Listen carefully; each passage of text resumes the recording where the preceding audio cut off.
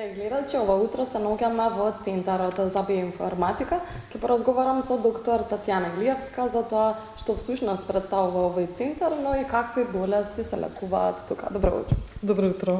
Ќе му објасниме на гледачите што всушност представува Центарот за биоинформатика.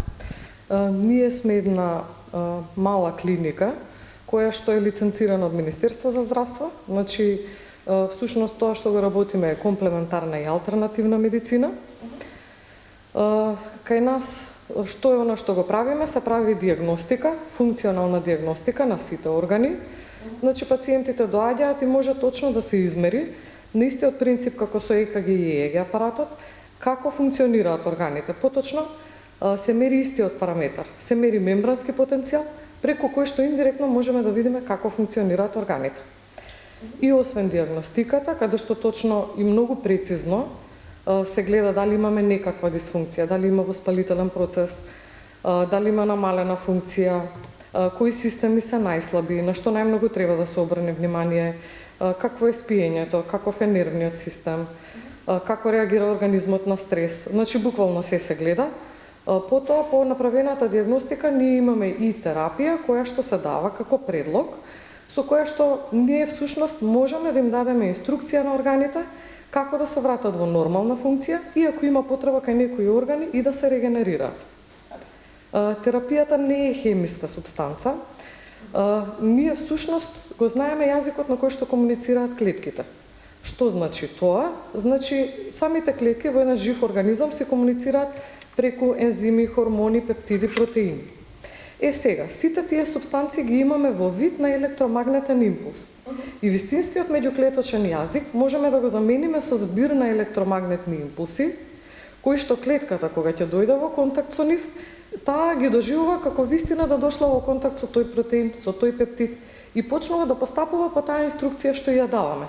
Ние всушност на некој начин од надвор, по направената диагностика, од надвор можеме да го ресетираме организмот, да го подсетиме каква е вистинската најдобрата негова функција и клетките постепено почнуваат да функционираат по оние информации од надвор што им ги даваме. Навистина е интересно. Велите, не лекуваме со апчиња, со лекови, односно со други терапии, како што ве разбрав. Тие терапии како се даваат всушност? Затоа што терапијата е всушност, ние ја викаме информација, односно, како што ви појаснив, збир на електромагнетни импулси. Тие информации се ставаат на одреден носач. Носачот во случајов, ќе ви покажеме и како изгледа, се вакви микропроцесори кои што се носат залепени на кожа, во зависност од состојбата на пациентот. Секоја терапија е персонализирана.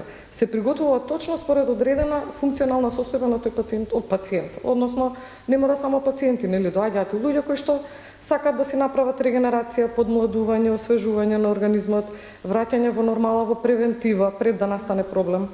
Сите тие инструкции ги ставаме на одреден носач, за да може од тој посебен хардвер и софтвер што го имаме да го пренесеме на човечкото тело.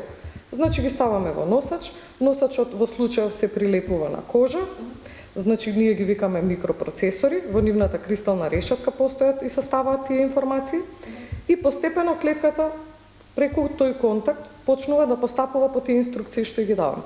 Значи не е хемиска субстанца, едноставно е корекција на функцијата на органите на нашиот меѓуклеточен јазик. Тоа е всушност терапијата.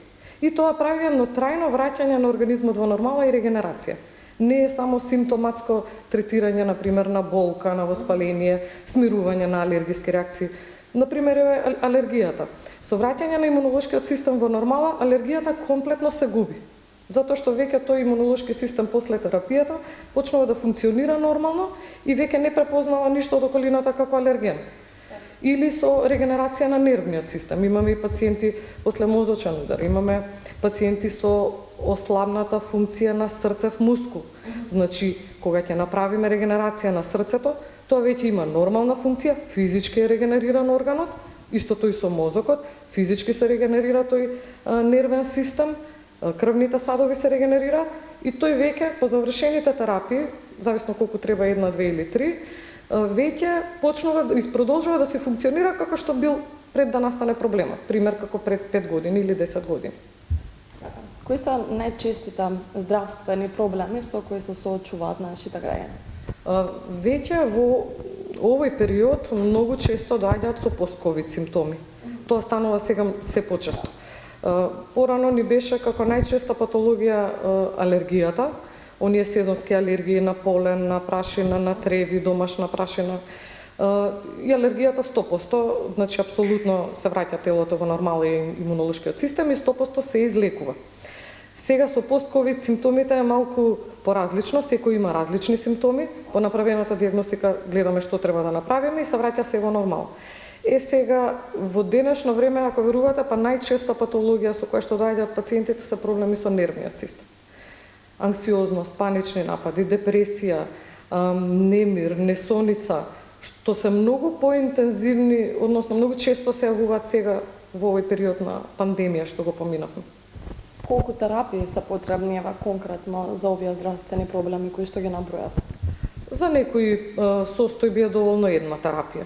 Како што ви кажав, например, полесни состојби како хроничен умор, несоница, болки во коски зглобови, спондилоза, дископатија, артрозни промени на зглобови. Тоа дека 100% се лекува? 100% се лекуваат. Се зависи, гледајте, кај некои состојби имаме и подобрување, не комплетно излекување.